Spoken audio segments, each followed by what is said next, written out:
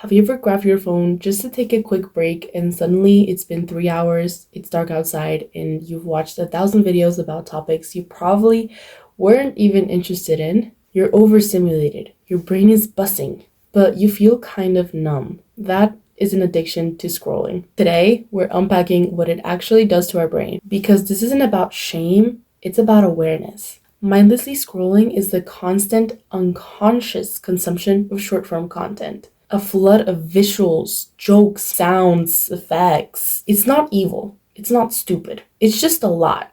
We scroll when we're tired, we scroll when we're bored, we scroll because we're searching for something. A laugh, a feeling, a distraction. And that endless swipe, it's not random. It's science. Let's talk about that. You probably already heard about dopamine. It's the neurotransmitter behind wanting, seeking, curiosity, anticipation. And every single swipe is a little hit of dopamine. You don't even have to like the content. Your brain is just excited that it might be interested. This is called a variable reward loop.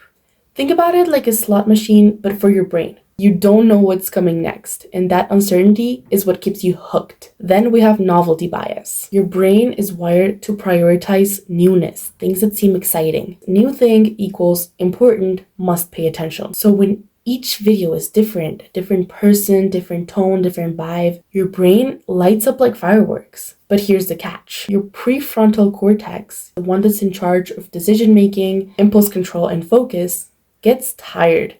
It was built for thoughtful decisions, not for 300 pieces of content in under 30 minutes. And over time, it becomes harder to pause, harder to choose, and harder to stop. And when your nervous system is constantly on alert mode, you feel weird and weirdly empty. When you doom scroll for long stretches, something subtle shifts. Your brain stops processing deeply. It becomes passive. You start consuming instead of engaging. And the overstimulation does not energize you.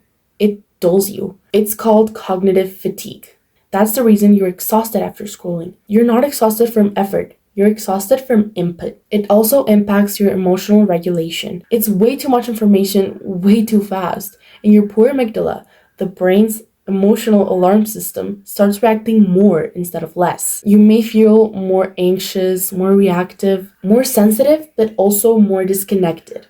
We stop being able to sit with stillness. Silence starts to feel like something is severely wrong. But silence is where your nervous system actually heals. You may have asked yourself, what's wrong with me? Why can't I stop scrolling? It's not entirely your fault. It's also the design. Apps are not neutral tools. They're environments created specifically to capture the attention of your brain. Features like infinite scrolling, autoplay, algorithmic unpredictability. Think about it like an endless buffet of stimulation.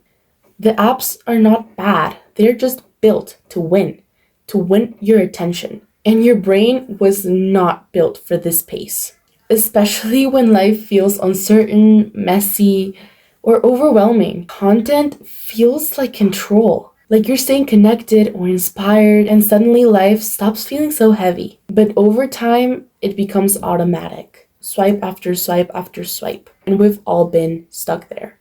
It gets to a point where your body is scrolling before your mind even wakes up. Now, here's how we're gently going to rewire our brains to stop scrolling. We're not going to punish, we're not going to restrict, we're just going to recalibrate. Step number 1 is awareness. Awareness is the first step of curing any addiction or changing any behavior. In order to change it, you have to be aware of it. Next time you find yourself scrolling, ask yourself, what am I actually looking for right now? Am I tired? Am I stressed? Am I bored? Naming it and recognizing you're actually looking for something gives you power. Step number 2 is to create friction. Next time you are done scrolling, log out of the app. Delete the app. Put your phone across the room. Make the habit less automatic and make it less accessible. Small things like deleting the app, reinstalling it whenever you want to scroll, or like logging out, putting a timer on the app. These are compromises that you're making with your future self. And you're making it easier for your future self to be mindful about the decisions you're going to make. Next, you're going to go ahead and try to interrupt your scrolling. There was an article posted by Harvard Business Review. It's called The Psychology Behind Your Scrolling Addiction, and they actually conducted a study. They looked at how people acted after watching several videos uninterrupted versus people who watched the video and then switched to another task and then watched the video again and then did another task. The participant whose video consumption was uninterrupted were 22% more likely to want to keep watching another video than to those who alternated between work tasks and videos. So next time you're going to scroll, interrupt yourself. Watch a video, go for a walk. Watch a video, read a page of a book. Watch a video, paint your nails. Whatever it is, it doesn't have to be something complex, something that just interrupts that cycle of scrolling. Little tasks can actually make a really big difference. I want to ask you a question. When was the last time you sat in silence and did absolutely nothing? No TV, no background music, no noise, just sat there. We have a huge problem. We forgot how to be bored. Set a timer for 2 minutes, sit. Look around the room, look out the window. No noise, no entertainment, just sitting with yourself, with your thoughts and with your environment. Stillness isn't wasted time. It's integration. It's time with ourselves, with our thoughts, with our feelings. We need to start healing in silence. Lastly, you need to be intentional with the content you're going to consume. Follow people who make you feel inspired.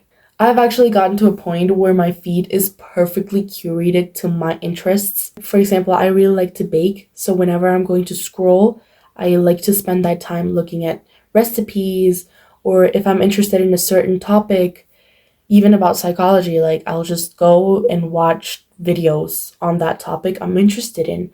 I actually find myself feeling way more conscious and more in control of my scrolling, because I'm actually scrolling with purpose, not just scrolling to pass time. You need to start unfollowing all the people who are not benefiting you in a way, because you need to start making your scroll sacred, not scattered. The scroll isn't evil, but your mind deserves more than just fragments. It deserves depth. It deserves peace. You don't have to quit everything. You just have to notice and slowly start making a difference. Your attention and your time are sacred. So start treating them like something that they're worth looking after. Thank you so much for watching this video. It's your girl Eswell here, and I'll see you guys on the next video. Bye!